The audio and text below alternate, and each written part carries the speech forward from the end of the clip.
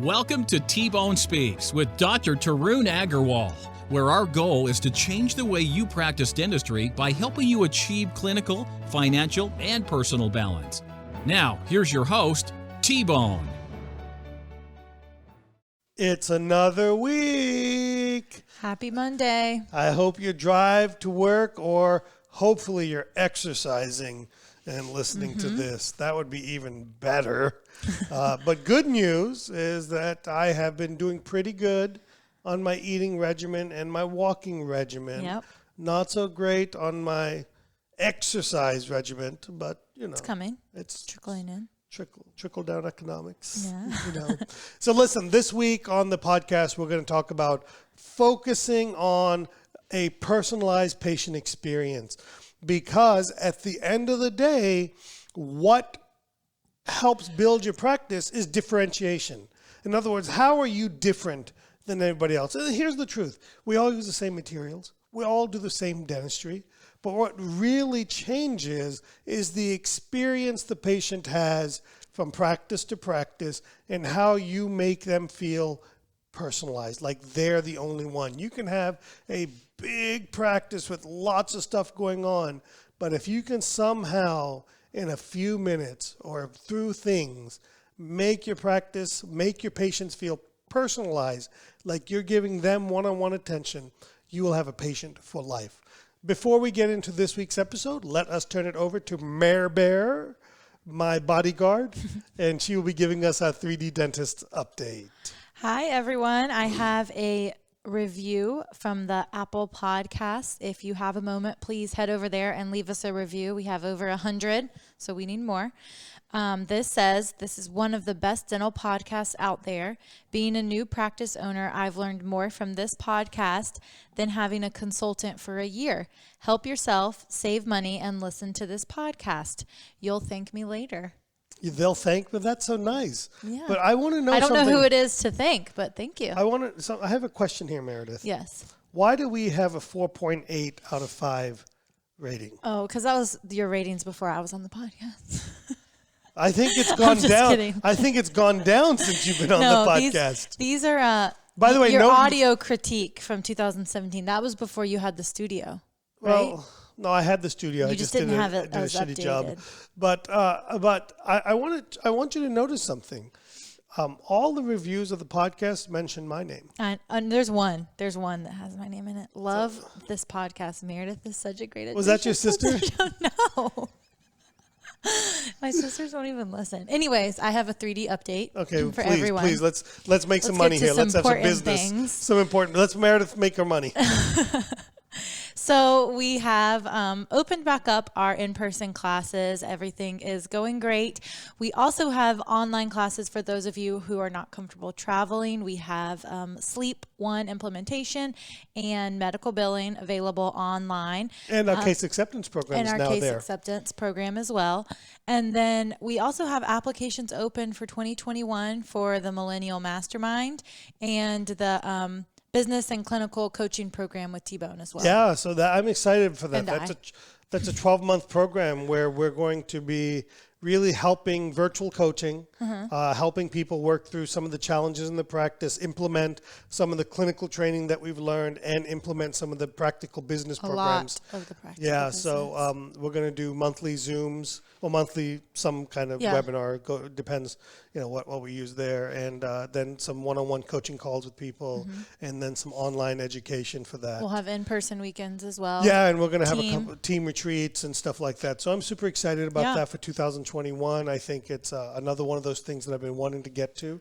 So if you're interested in that, just let Mare Bear know, or visit us at 3d-dentists.com, and I would love to have you join in on the program. It's a great way to really connect deeply with people, and that's where I find some of my most fulfilling work is when I got a call from Caroline Tuttle this morning. Yeah, she texted us. So and then she called me this morning. It was nice to be able to be available for people. Yeah, so that's and nice. then our Millennial Mastermind, you can also find that on the website and fill out the application. That's a 6-month coaching program with myself and Sully. So and that is for business owners who have owned their practice for less than 5 years. Yeah, perfect. Sully, yeah. Or as Gabe likes to say, Sully. Sue. So we've shortened it to Sue. So his name is, number one, iPhone thinks Sully's name is Silly. Yeah. Because it autocorrects to Autocorrects. Silly. And then we renamed him Sue. I forgot to call him that when he was here. I did too. I messed up. All right, so let's get to this week's episode. So Meredith, why don't you lead us along today? Okay.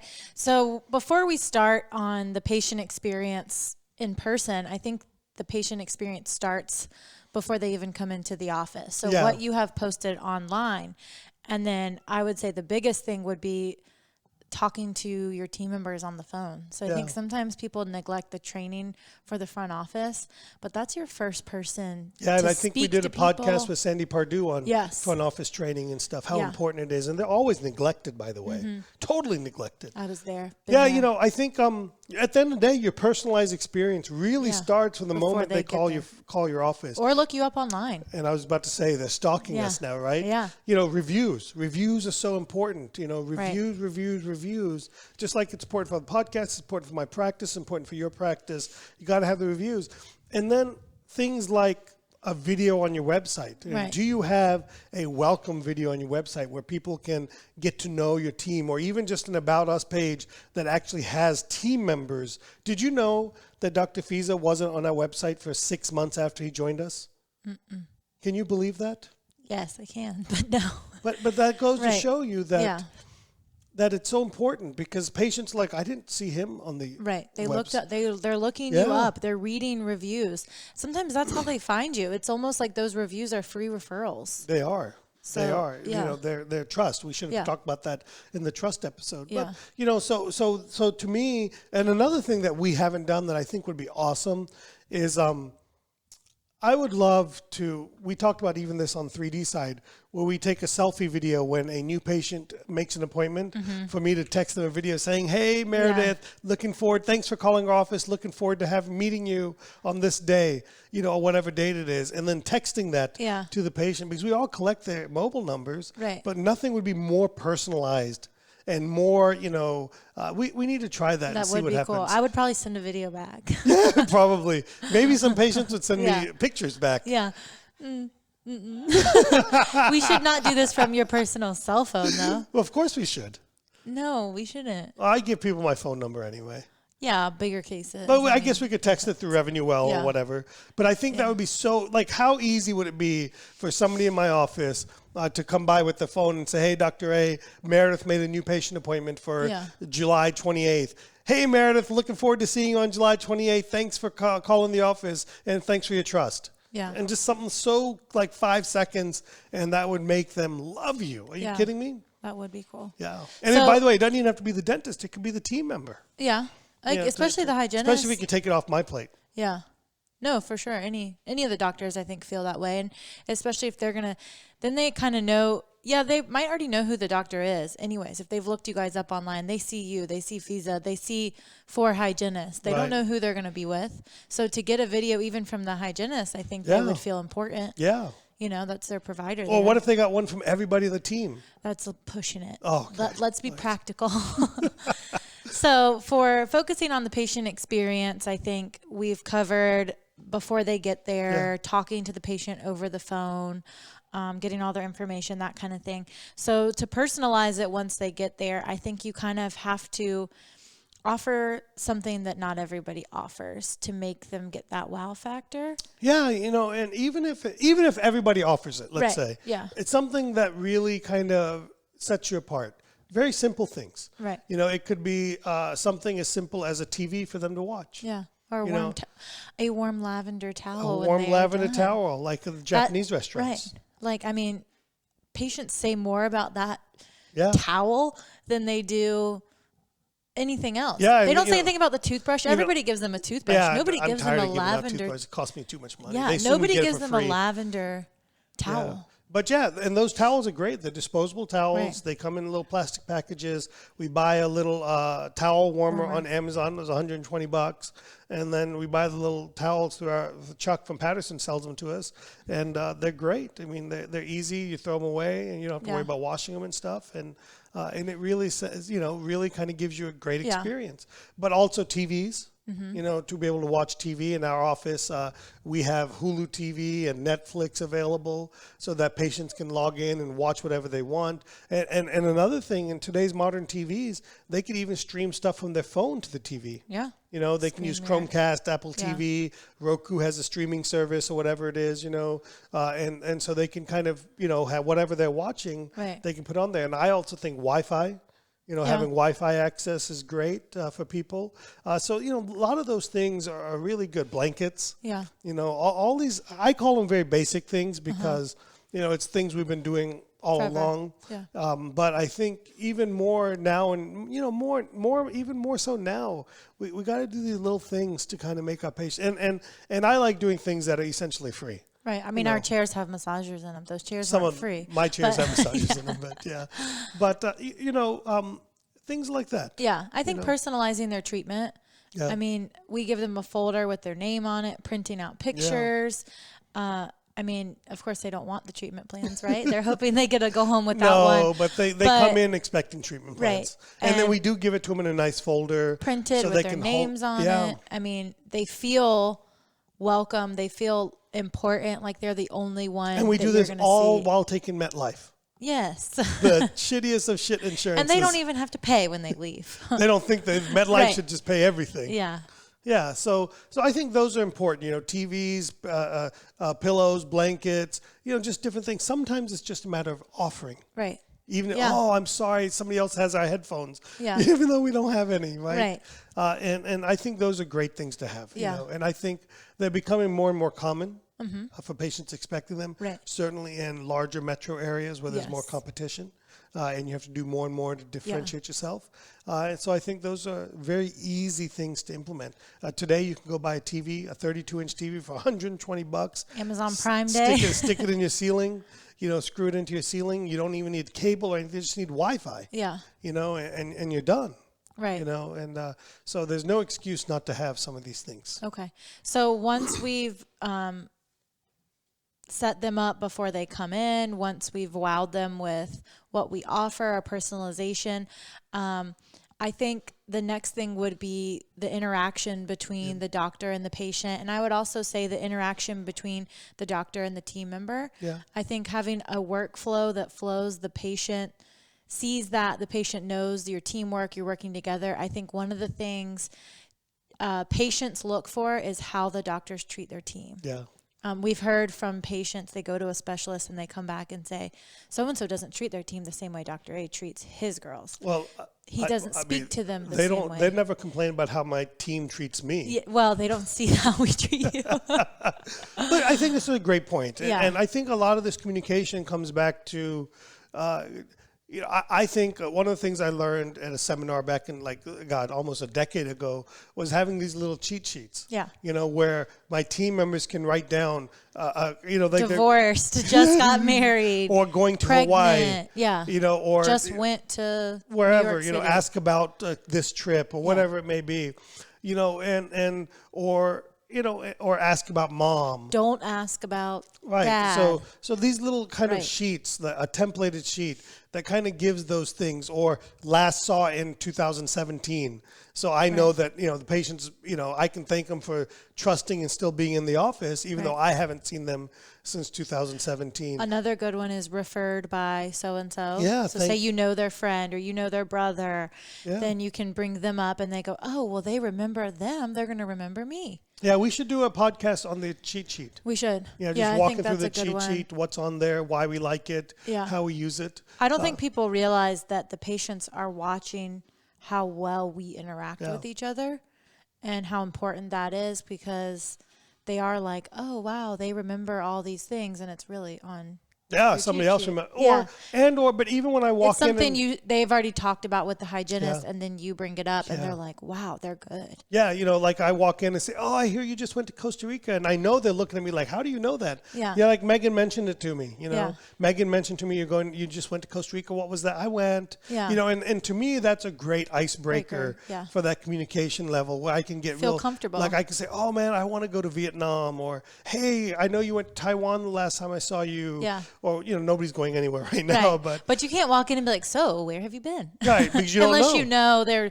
they've been traveling or they've been doing different things. So I know a lot of places do this different ways. I've seen a lot of people are communicating through their Apple Watches. Yeah. All the team members have an Apple Watch or their It'll get chat. lost. Well, what am I going to do? Sit there and look at the Apple Watch while I'm talking to patients? I think our hygiene sheets work really well. Yeah, I think we should do something on that. They're simple. They're paper. They can write. They can, they put the treatment. They see different things on there. So I really like the way it kind of sets me up. And the other nice thing about it is when my hygienist brings it to me, if there's a lot of writing on there, I know it's going to be a longer exam. Yeah. And if there's very little writing on there, I know it's going to be a quick exam that I can get in and out on. Right. They also write down things that they see for treatment. Yeah. And then you leave them in the room, and then it helps them to do their notes later. Yeah, because I don't do the notes. Right.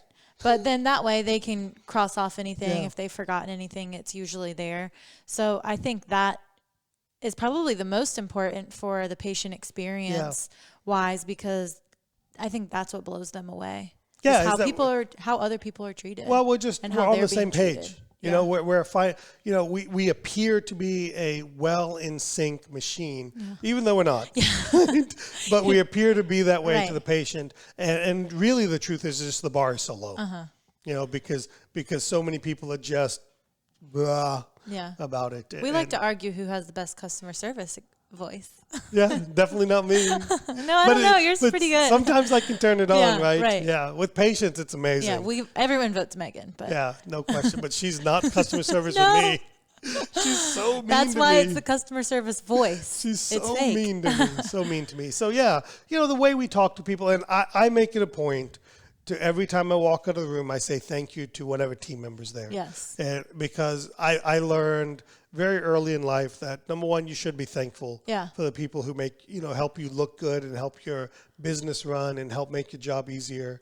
And I think it's always good for people to see you thanking other people because I want them to think of me as a good person. And running a good business, I mean, I hate to say this, but your business is only as good as your least smart employee. Or dumbest I don't want to say dumb. I was trying to avoid that. But it is. And I think over the years, the one thing that our practice has consistently gotten comments about is about how we have team members who are engaged and care. For sure. And I think that starts with just expecting people to say thank you. People that don't say thank you, they're not the right people. Well, and people that don't feel appreciated definitely aren't going to stay. Well, I'm pretty sure nobody feels appreciated by me, but they do.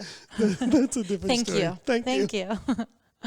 All right. So for focusing on our patient experience, we have the content they see before they come into the office, the personalized care they receive while they're in the office, the dentist to patient and dentist to team member communication, and then lastly, we have a system or communication way to minimize the weight and anxiety, which we also touched on with the hygiene cheat sheets, I think. But even better than that, this could be between other team members, not necessarily always the doctor, but between the front and the back, between the hygienist and the assistant. And in our office, that would be using the headsets. Yeah, I think sometimes we lose touch, and this is a really serious point. I think we lose touch with how anxiety-ridden it is to come to the dental office. Yeah. How anxiety-ridden it is to wait at any doctor's office, right? And I hate this. I absolutely hate this. I hate leaving people alone in the room because, one, they have no idea what you're doing when you're coming back. Right. Okay. And I hate just letting people walk around the office. Like, I want to walk. The other day I saw a patient just walking out it drove me nuts. Oh, I know that's your pet peeve. Yeah, well, I have a lot of pet peeves, but I want us to walk. That's pretty high on the list. Well, it's like if I came to your house, I assume you would walk me out, right? Yeah. Or at least when I grew up, my parents used to get on me like, hey, your friend's leaving. Yeah. It's time to walk them. I'm like, it's midnight. I don't care. They're like, go, walk them out. walk them to at least, walk them to the front door. Right.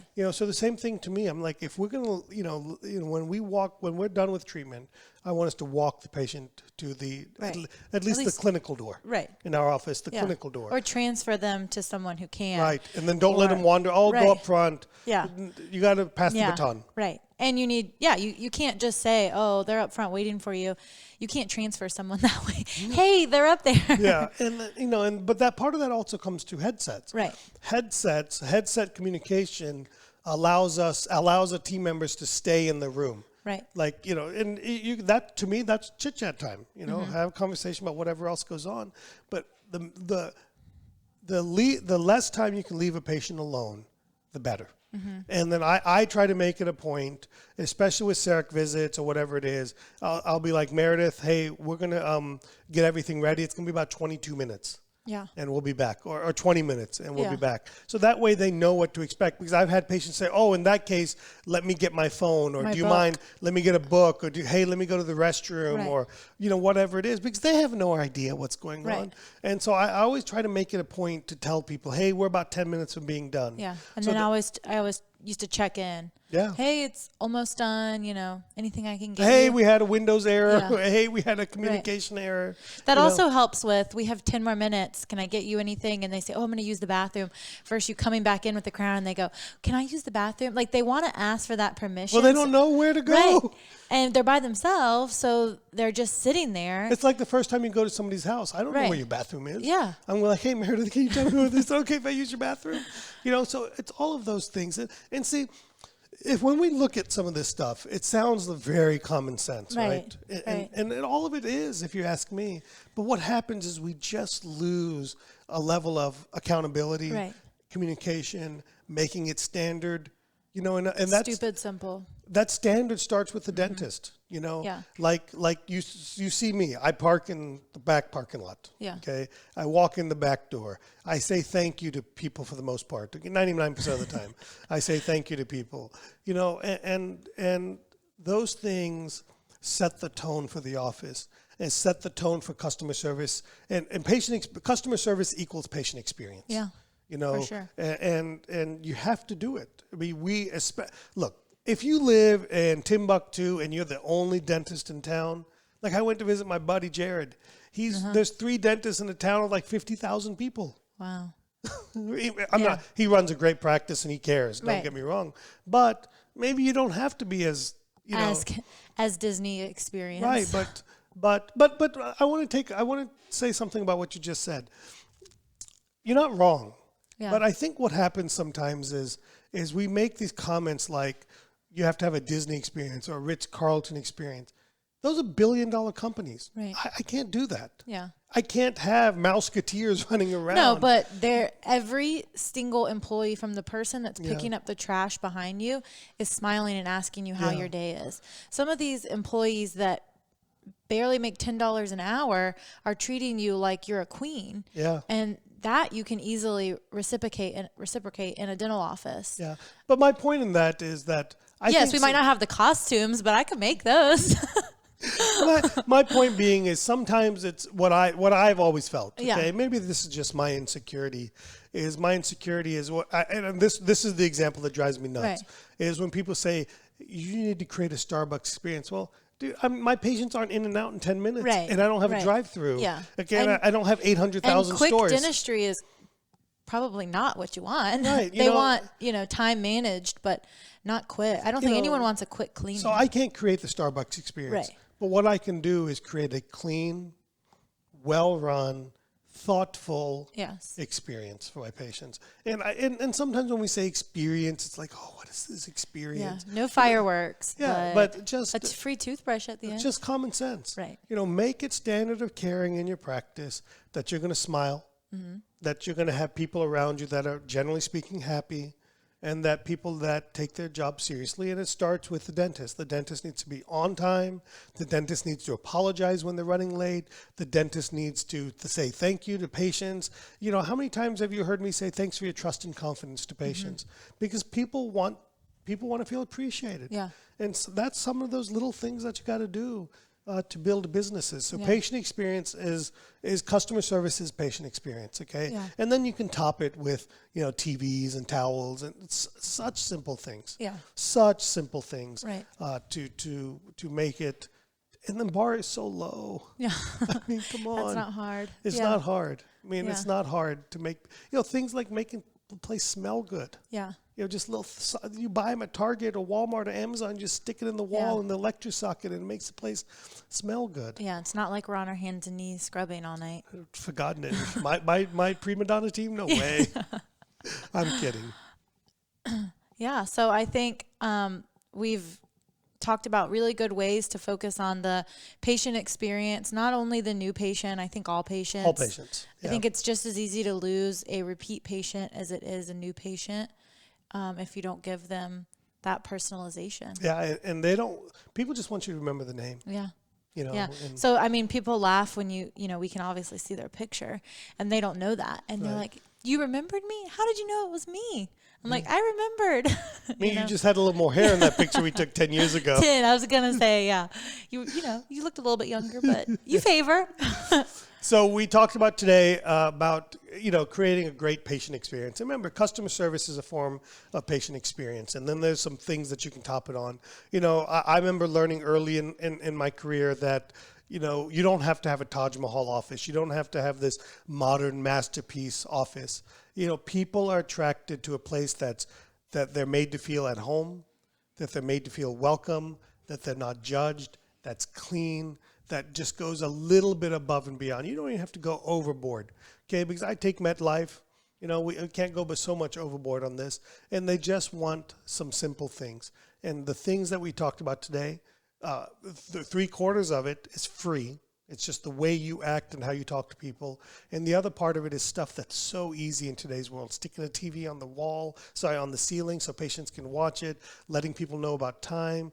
Things like that are so simple to do. And you should make it a goal to have those in your practice, because that's the things, last thing. Nobody's going to leave your office and go say, oh, my God, you should have seen the buckle pit I got done at my dentist office today. It was so beautiful. It was the best buckle pit ever. But they will talk about how well your office smelled, how clean it was, what it looked like, how you gave them a towel, or how you watched TV, or whatever it may be. They'll talk about those unseen things before they talk about how good your margins and how good your dentistry is. So take some time to focus on the patient experience and walk through your practice as a patient. Have one of your good friends come in and really critique your office. I was so embarrassed the other day when Holly came in and says, why do you have a hole in your ceiling? It's embarrassing, and then we're like, how do we not see that? Yeah. Because the truth is we never lay back in the chair and Right. look up. And for people asking, we don't have just a random hole. It was an electrical outlet was moved. Yeah, we moved electric. Right. But we just didn't fix it. Right. And that's Probably the first thing patients see when they're laid back. It is. And what does that say about us? Yeah. Got to get it fixed. Attention to Can you detail. get that fixed, Yep. Meredith? Because I don't do manual labor. Yeah. Thank you again for tuning in. Listen, we need your reviews. Reviews are the new media, the new monetary value today. I need you to help share this. I need you to help support us on social media. Don't forget to join our group on Facebook, Dental Business and Clinical Excellence. We need some more members there, only if you're ready to learn and participate, or just at least learn. And then, of course, asktbone.com. And then, of course, what really brings this podcast to you, because the podcast costs money to put together, and that's 3D Dentists. So we'd love to see you at one of our live courses, some of our coaching and training programs, and, of course, our online programs as well. We're always here to help you build the practice that you dreamed you'd have in dental school, but then life got in the way. So let's get reinvigorated and get back on track to building that great practice. I'll see you next week. Thanks so much for listening to T-Bone Speaks with Dr. Tarun Agarwal. Remember to keep striving for excellence, and we'll catch you on the next episode.